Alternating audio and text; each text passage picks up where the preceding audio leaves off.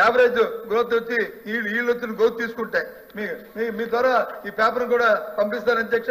వాళ్ళ అధికారులతో సమావేశం పెట్టుకుని నేను అబద్ధం చెప్పాను లేకపోతే వాస్తవ దూరం ఉందో సత్య దూరం ఉందో చూసుకోమనండి అధ్యక్ష. నేను చెప్పింది అయితే ఇవాళ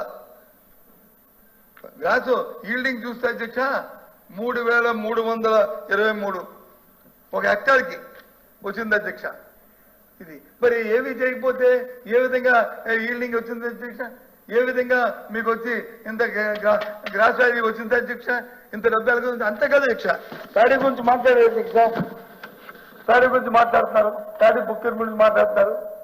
14-19లో ఈ రాష్ట్రంలో ప్యాడీ బుక్కర్ మీద ఎంత అయింది అధ్యక్ష? 20 లక్షల మంది రైతుల దగ్గర నుంచి 2,65,00,000 మెట్రిక్ టన్స్ బుక్కులు చేశారు అధ్యక్ష. బుక్కులు చేశారు. దాని విలువ 45,000 కోట్ల రూపాయలు దాని విలువ అధ్యక్ష. మరి 1924లోను 1924 అధ్యక్ష 37 లక్షల మంది రైతుల దగ్గర నుంచి 3,40,00,000 మెట్రిక్ టన్స్ వచ్చి చేశారు అధ్యక్ష. దాని విలువ వచ్చి 65 కోట్ల అధ్యక్ష, 65,000 కోట్ల అధ్యక్ష. మరి చెప్తున్నారు అధ్యక్ష. ఉంటే 1,500 కోట్లు వచ్చి బకాయి విడిపోయింది. ఇది వాస్తవం అధ్యక్ష. ఇది మరి కాదు అధ్యక్ష. ఇది నేను చెప్పింది తప్పు లెక్కలే అధ్యక్ష. సివిల్ సప్లై డిపార్ట్మెంట్ లోను మన ప్రభుత్వం ఉంటాయి కదా అధ్యక్ష. ఈ పేపర్ కూడా మీకు పంపిస్తాను అధ్యక్ష. మీ ద్వారా ఇవ్వండి అధ్యక్ష. నేను తప్పు చెప్పాను లేదో లేకపోతే రికార్డులో ఉంటాయి కదా అధ్యక్ష. తర్వాత చెప్పనండి అధ్యక్ష నేను తప్పు చెప్పాను అనుకుంటే. ఇది వాస్తవం అధ్యక్ష. ఇది ఇవన్నీ ఈ లెక్కలన్నీ డిపార్ట్మెంట్లు ఉన్నాయి.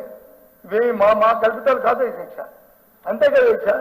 1,500 కోట్ల రూపాయలు వచ్చి ఇవ్వలేదన్నా ఈ ఇవాళ 19 సంవత్సరంలో వైఎస్ఆర్సీ ప్రభుత్వ అధికారంలోకి వచ్చినప్పుడు సివిల్ సప్లై డిపార్ట్మెంట్కి రైతులకి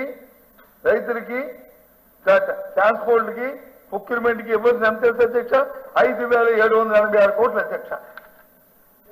మీరు 50,000 కోట్లు అప్పులు ఉన్నాయి కదా వరసత్వం వచ్చిన అందులో 5,286 కోట్లు సివిల్ సప్లైస్ అండ్ కన్స్యూమర్ డిపార్ట్మెంట్కి ఇవ్వాలి అధ్యక్ష.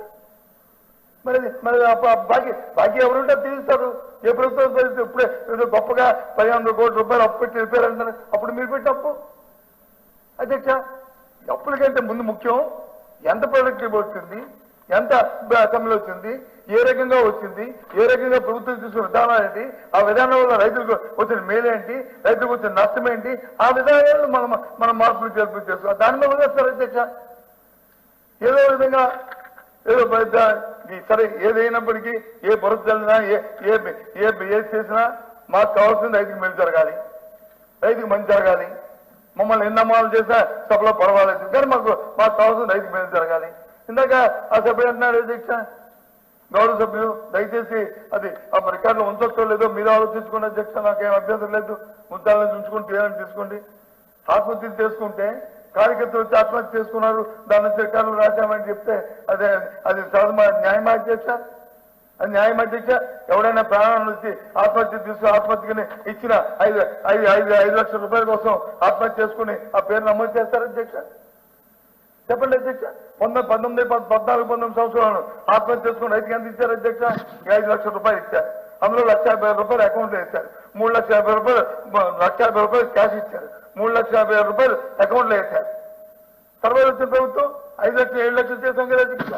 మీరు ఇవ్వాల్సిన బకాయిలు కూడా ఒక పెండింగ్ ఉన్నాయి కూడా కలిపి ఇచ్చాం కదా అధ్యక్ష. అది వాస్తవం కదా? చెప్పండి లక్షలు ఎంత ఇచ్చాము.